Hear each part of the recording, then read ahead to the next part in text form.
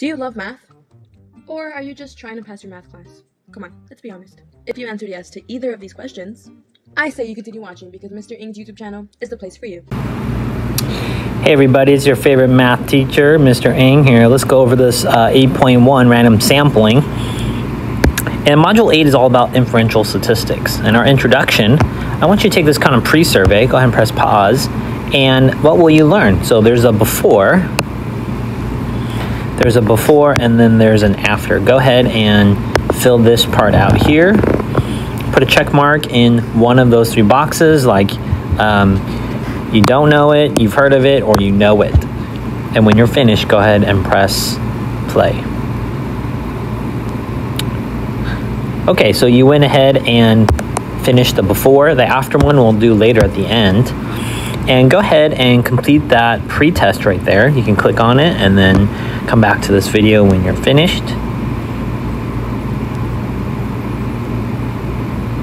Our essential question is, how can data be collected and interpreted so that it is useful to a specific audience? Well, data can be collected through surveys. You know, random people will knock on your door. You can do it through observations.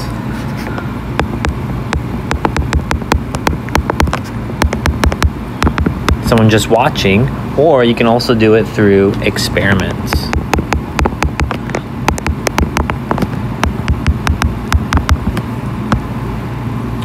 Often a simulation, you know, if they think there's going to be a big earthquake in the next 100 years or 10 years, they can run these computer simulations to figure out what would happen. But often a simulation can be conducted to generate experimental results.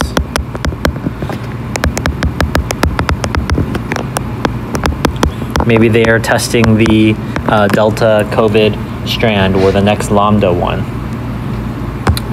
And you can find the measures of center and the measures of variability to interpret the data. Number 4 there, go ahead and click on that video. And after you watch that 2-minute video, you're gonna have to answer that question, what's the most interesting topic for statisticians? And then you'll just fill in the blank right there. And when you're done, come back here.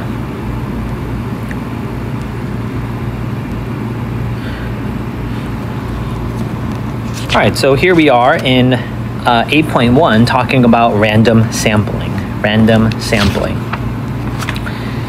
And here we have some learning targets. Learning target number 1, you're going to have to classify. Naming, sorting, classifying sampling methods, and identify bias in a samples and survey questions. Learning target number 2, you're going to have to distinguish among sample surveys, experiments, and observational studies. And those vocabularies, if you don't know, we'll give you some of those as we go along. Number 2. Well, what are we talking about? We're talking about statistics. Statistics is an area of mathematics that deals with collecting, analyzing, and interpreting data. You know, I'm currently wearing an Apple Watch, and it's getting data for me, right? My breathing rate, heart rate, how many calories if I'm moving. Number 3, a characteristic of a population is called a parameter.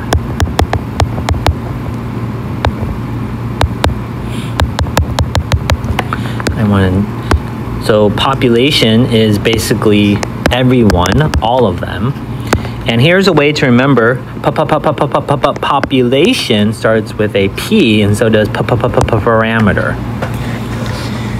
We talk about the whole group population, and then if I want some numbers or some weights or heights from that group, they call that a parameter. Well, what about the population? Because it's not always practical to collect data from a large population, it may be collected from a representative sample. So if population is all, sample is, I don't know, you can say part. Or another way of thinking about it, super simple, is that the sample is a small like subset or group, and the population is the big or all, okay? Number 4. A characteristic of a sample is called a statistic. So you have a sample, S, with statistics. So for example, everyone at Savannah, that is my population, and then my sample is maybe just room 902. I can't ask everybody, so I only have time to run into my own classroom, and I ask them, how many times have you drink water this morning? And that's a statistic. The information I'm getting is a statistic. Number 5. A population, so the whole group consists of all the members of a group of interest. And a bias is an error that results in a misinterpretation of a population. You can kind of think about it as like, you know, maybe you grew up in Los Angeles, and therefore if you grew up in Los Angeles or the Los Angeles or Southern California, then everyone is a Dodgers fan or an Angels fan, a Lakers fan, a Clippers fan. That's the bias you have. So if you move, maybe you have to move to Minnesota for work, you have a bias towards what your favorite team is. All right, go ahead and click on number 7, watch this video animation. And then it'll help you fill in the terms and definitions.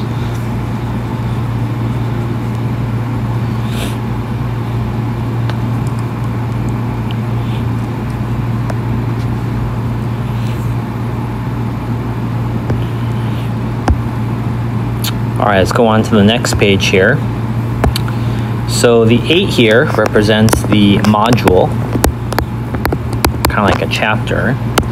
This one, the number in the middle is kind of like our lesson number. Right, there might be 7 lessons within the module or topic, and then this one here represents the example number. So here we're going to classify a random sample. So here is my teacher example. The administration of Jefferson High School developed a free app, a phone app, to help their students with studying and organization. And at the end of the year, the students were asked to complete an online survey about their satisfaction with the app. The question is, what is the population? What is the biggest group possible? Who is the all in this case? Well, the all in this case is everyone at Jefferson High School. All the students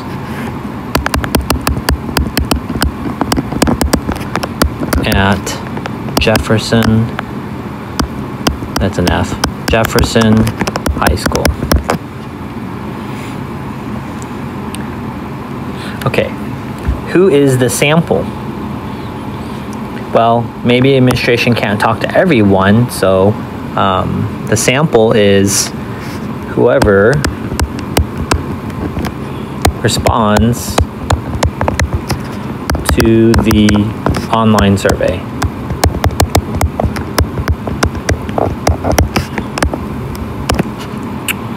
So we said that everybody at Jefferson High School, all the students are going to are going to use the app, and then we need to classify the sample from above. Well, were they randomly picked? Simple random sample? No. You can always look above. Was there a system? Like, did they only send out the survey or check the surveys for every 5th student?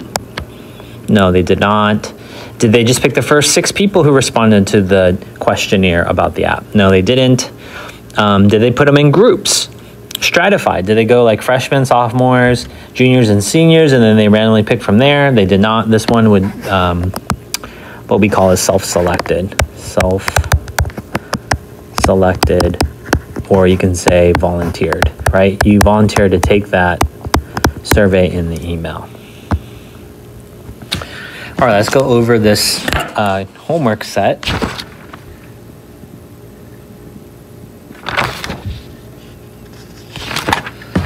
Identify each sample and suggest a population from which it is selected. Then classify the sample as a simple random sample, systematic, self-selected, convenience, or stratified, and explain your reasoning. And in these 3 problems, I don't want you to do all 3. I just want you to skip 1 problem. So you can basically do 2, skip 1. Does that make sense? Skip 2. Do 2, skip 1. Burton divides his sports t-shirts by teams. Then he randomly selects 4 shirts from each team and records the size. Okay, the first thing we need to figure out is the sample. So the sample in this case is going to be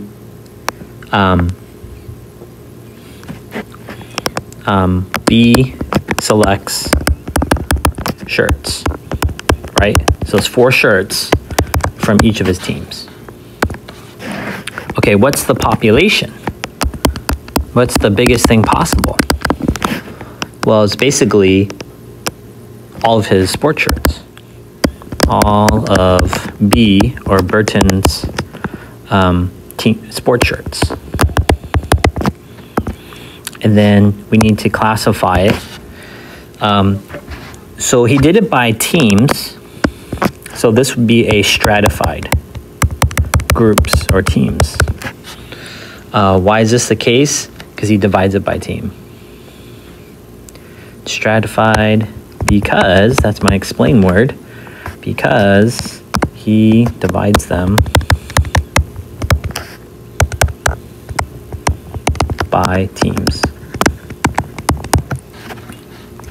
All right, let's try the next one. Number 2, the project manager at a new business inspects for every 10th smartphone produced to check that it is operating correctly. So again, what's the small part? What is our sample? It is every 10th phone. Every 10th phone. That's what he's looking at. That's what he's picking up. What's the biggest one? The population. That one's going to be basically all smartphones produced by the company.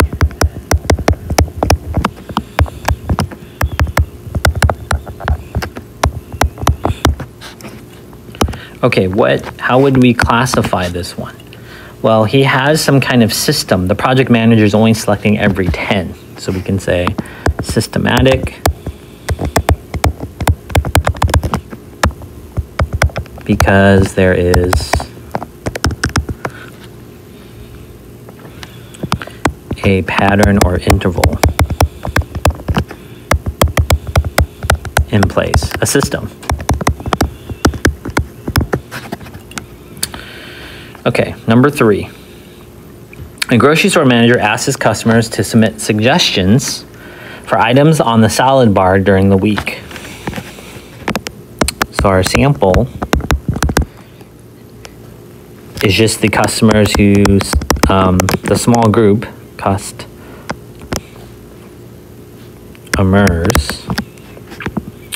who submit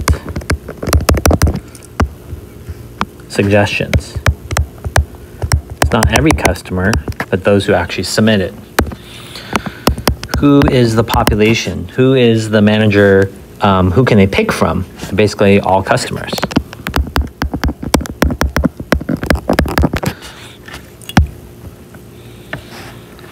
You know, a manager might come to you as you're shopping. You're like, I'm too busy. So you may not want to respond. So it's not that he's randomly picking like every 3rd person. There is no system, like he's not doing it, 3 in the morning, 3 in the afternoon, and 3 in the evening. So it's not systematic. It's not a convenience because he's not just asking the first 10 who enter the store. And there is no system, like I'm gonna divide all the customers into males and females, anything like that. So this one's going to be called self-selected.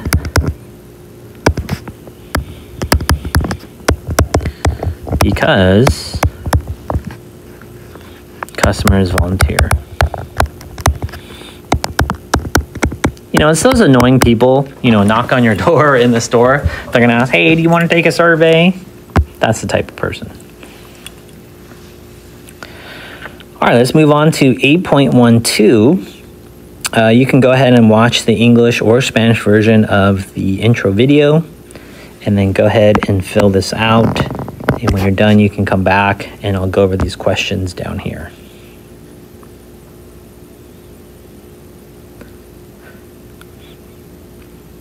So again, biasm means you have some kind of glasses on.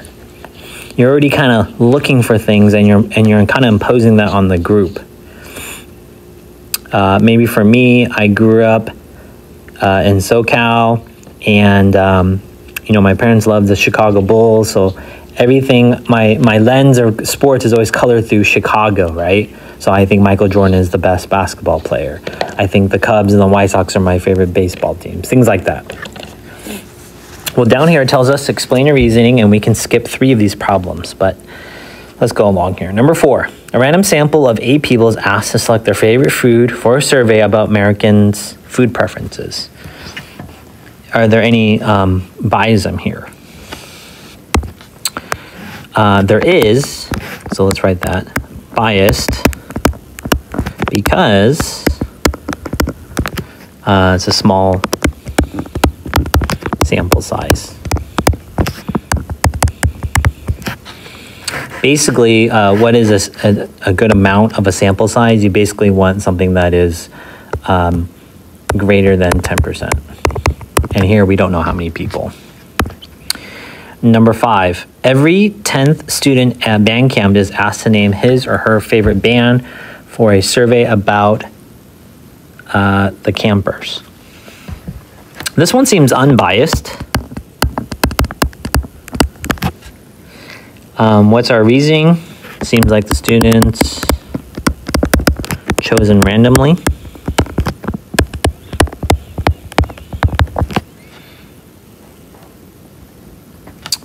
And then it doesn't look like just because they're at band camp, let's just say at band camp, doesn't influence their, what their favorite is. Doesn't influence. Does that make sense? Just because they're at band camp doesn't mean it's gonna, your favorite group or your favorite musical artist. That doesn't change it.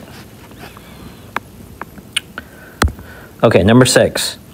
Every 5th person entering a museum is asked to name his or her favorite type of book to read for a survey about reading interests of people in the city.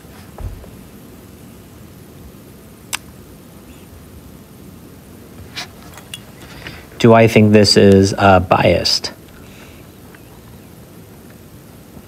Yeah, I think it is biased. People at museum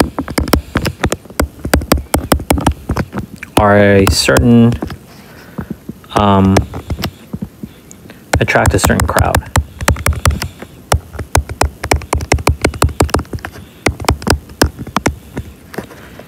Because maybe people who, and that's a good experiment, which we'll talk about later, but if people are going to the museum, maybe most likely they like reading. I like going to museums because I like reading about, like, say, history. But maybe people who don't like go to museums, they don't like reading, so they're going to stay away. Does that make sense? All right, number 7. Do you think that the workout facility needs a new treadmill and racquetball court? And this is biased. Although participants seem like they are just kind of asked. So participants random, which is a good thing.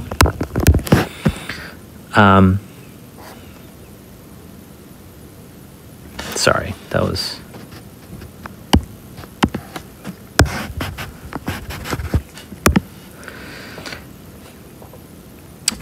two issues here. Number 1, you're dealing with, you need a new treadmill.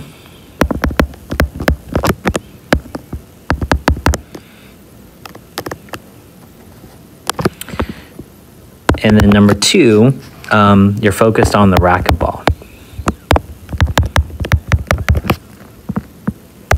Because a better question to have asked would have been, does the workout facility need any new equipment or any updating, right? That's very broad.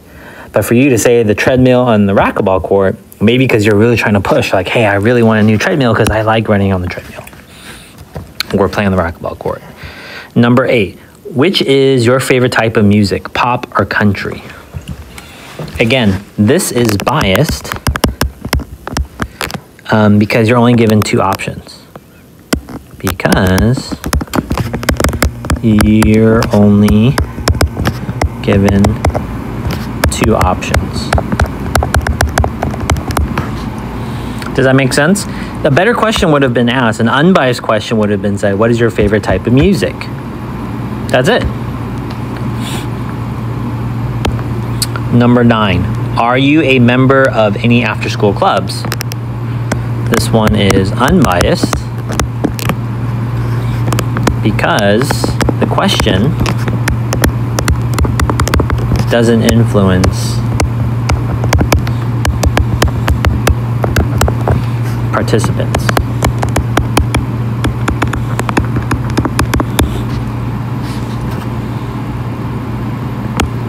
And number 10, don't you agree that employees should pack their lunch? This is bias or misleading because there's our explain word, because the question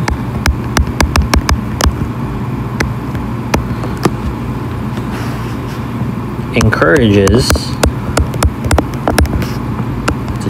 certain types of responses.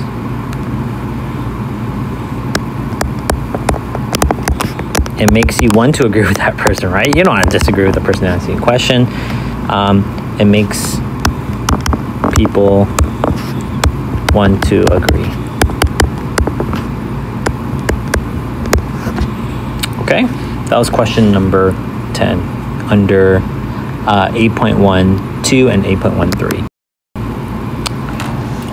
All right, we're here under 8.14. Classify study types, and go ahead and on your Google Doc, click on English or Spanish and go ahead and fill out the 2 examples below, drug testing and studying. And then we'll go over questions 11, 12, and 13. To determine whether each situation describes a survey, an experiment, or an observational study, then identify the sample and suggest a population in which they can be selected. Remember, a survey, you're just kind of asking. An experiment, you're actually doing something to the participants or the people. And the observational is you're just watching. Okay? Number 11. And it tells you to skip 1 problem. So just I'm going to record all of them, but you can skip one of these. Number 11, an internet service provider conducts an online study in which customers are randomly selected and asked to provide feedback on their customer service. Okay, so is this a survey, experiment, or observational study? Well, I see an online study. That would be a survey. Sorry, bad penmanship.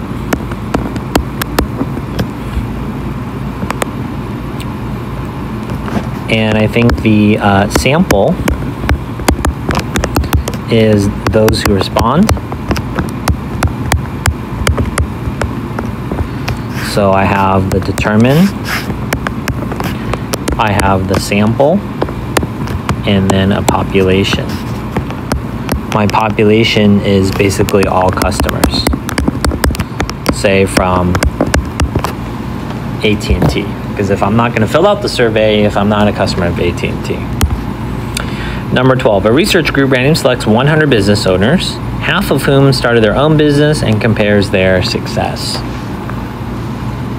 Okay, did these 100 business owners, did we give all of them something? Did we all give them a survey? We did not. Okay. Did we actually do something to the groups? Like give them $10,000 and see how they would compare? We did not. So this one is going to be an observational study.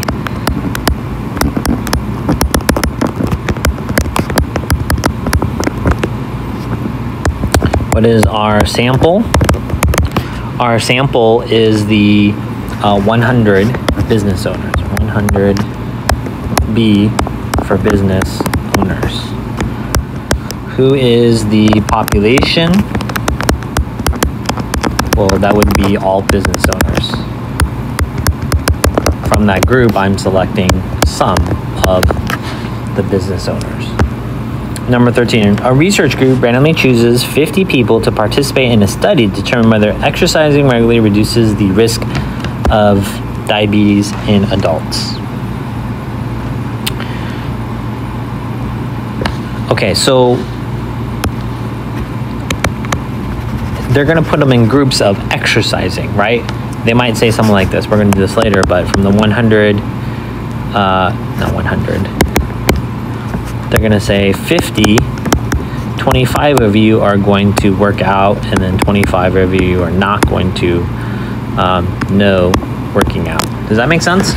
So we're actually doing something to them. So what we call this one is called a, this is called an experiment.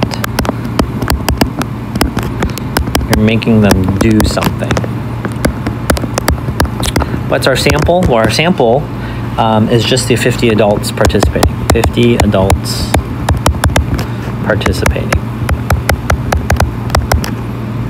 Participating. Number 3, or what's the population? This would just be all adults. So you're gonna have to think about this. It's not just like you see the words and you're gonna have to just write that in there. You have to think about it. Number 14, an online video streaming service mails a questionnaire to randomly selected people across the country to determine whether they prefer streaming movies or sports. Okay, so do we randomly pick these people? They gave them mails a questionnaire. So in some ways, that one right there is called a survey. Survey. Who is our sample? Those who respond. Those who receive and respond to the questionnaire.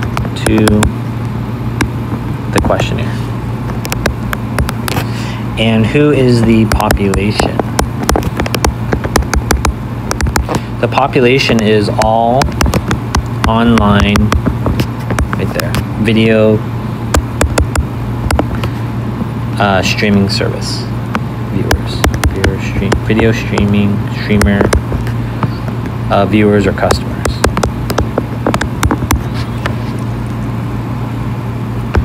All right, go ahead and on 8.15 on the Google document, click on the English or Spanish for the technology about Kendra. Go ahead and fill that out and then go on to the next page, and then we'll just pick one of these problems, either prom or restaurants.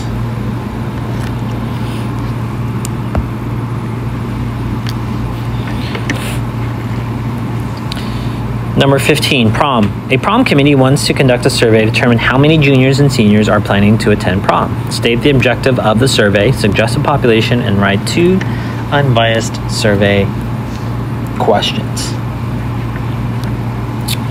All right, so basically we want to determine the number of juniors and seniors going to prom. Who is the population? Who is the all? Well, it's going to be all juniors and seniors.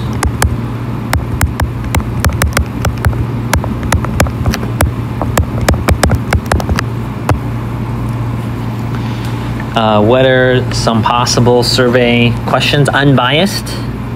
So a bad one, a biased, would be like maybe I'm part of the cabinet for sophomores and we're the ones putting on prom, and then I said, why aren't you going to prom? Right? You feel making them feel guilty. But a better question might just say, what grade are you in? That has no feelings attached to it. Right? Are you a junior or senior? And then, do you plan on attending prom?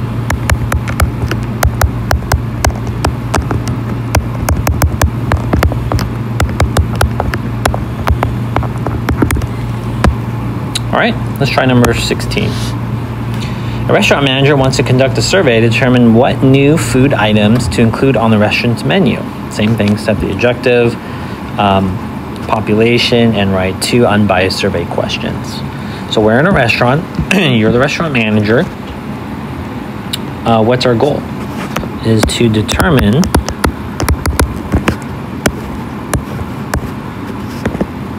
what new food to put on the menu. And who can we ask from? All customers of the restaurant.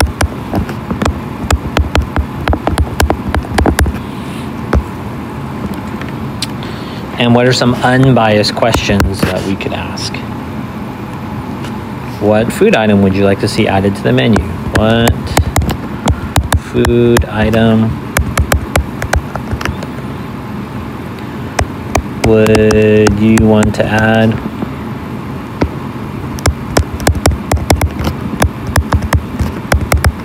to the menu?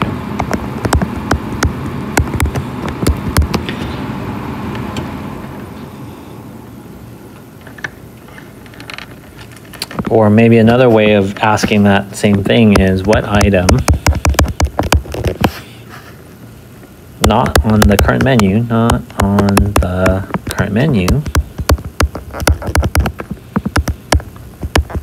would you like to see?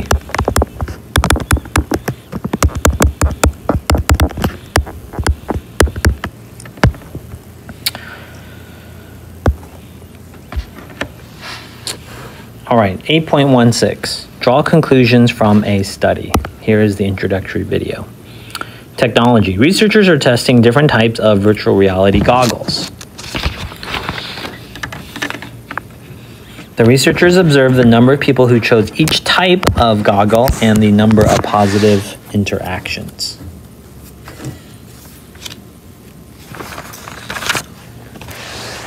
Okay, we're supposed to identify the type of study. All right, so do we pass out a survey? No. Did we do an experiment, like you take this one and you take that one? No. All we did was what? An observation. We are observing, based on what they picked up, what was their reaction to it. Okay, so a conclusion is based on the data. We can make a conclusion. So look at those positive reactions. Which one had the highest ones? So we can say that. Type C and D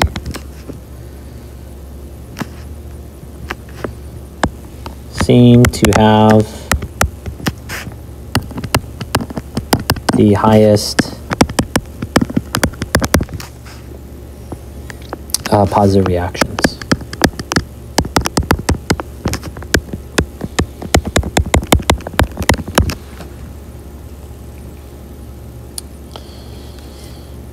All right, for number 17, directions, complete the 2 steps above for 17 and 18, and then skip 1 problem. So same thing, identify, and then explain our reasoning. Sports drinks. Sports drink company gives out free samples of their new sports drink at the mall. The percent of teens that take the sample is 62%. The percent of adults that take the sample is 20%. Identify the type of study and draw a conclusion about the study based on the results. Explain your reasoning. Okay, so what do we see happening here? Where are we? Well, we're in the mall, right? And we're just passing this out. And as you pass it out, you could say that's a survey. But I'm going to say this one's an observational, because maybe I just have a sign there that says free drinks. Okay. And what is my conclusion? Who liked the drink more? It seems like the teenagers do. So we can write teenagers are more willing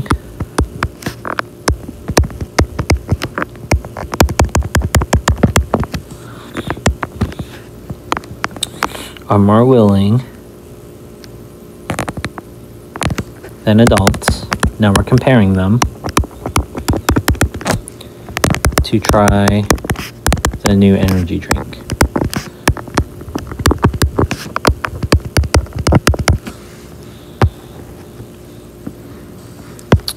Okay, number 18. Education. Researchers want to determine the teacher's effectiveness. They observe 5 class periods and record the difficulty of the lesson, the student's reaction, and the overall effectiveness of the lesson. The results are shown in the table, identifying the type of study, and draw a conclusion about the study based on the results. Explain your reasoning. Okay, so teachers are walking around, researchers are walking around. Are they doing anything to them, to the classes or the students? No, so it's not an experiment. What else is happening here? They're not passing anything out, right? So this one is an observational.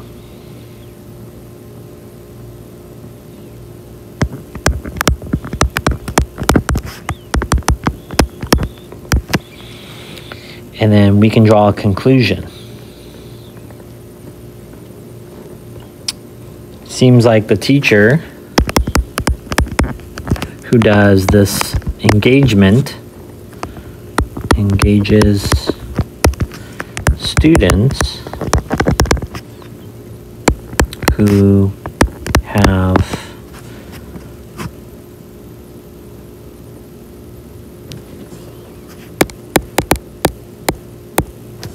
will have a higher teaching effectiveness.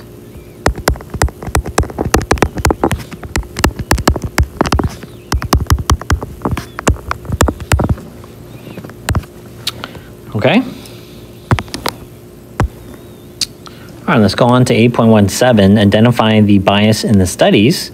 On your Google document, go ahead and click on English or Spanish, and then go ahead and fill out the experiment problem and the results.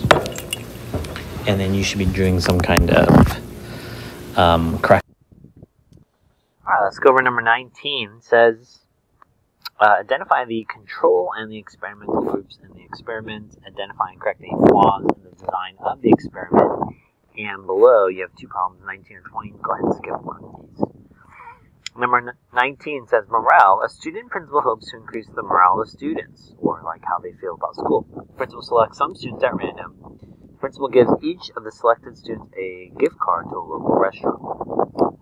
The principal compares the morale of the students in each group. Okay, so let's go ahead and do the control group. And the question is, most students, did every student get the gift card? No. So the control group is students who did not get the card. Students who did not receive the gift card. And you kind of need a baseline, so you're going to compare it to the experimental group. And what did this group get? These are the students who received the gift card.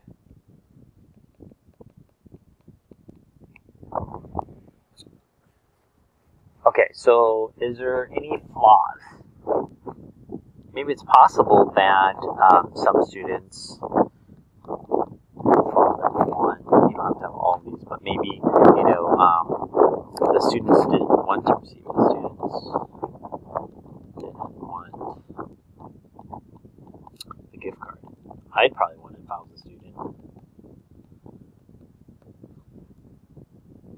And then maybe another flaw with the experiment is the principal could conduct a survey. Principal conduct a survey to figure out what motivates students.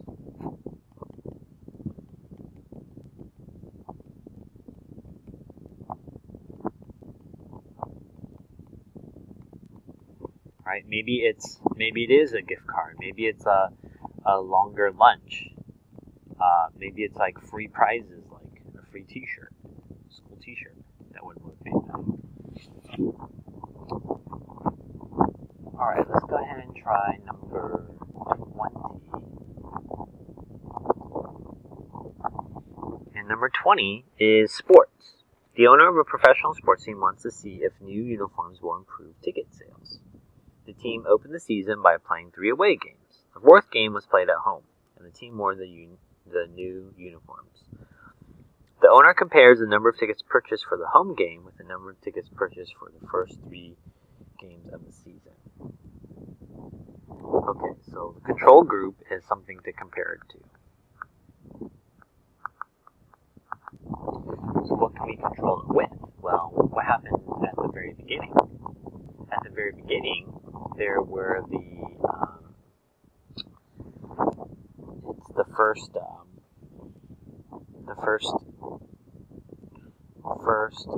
3 away games. Like how many people are attending there?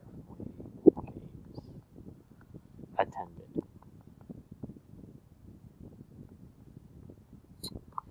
And the experimental group is the group that we're going to apply something. You're doing something to it. So in this case, the experimental group is the people attending the home game. Home game.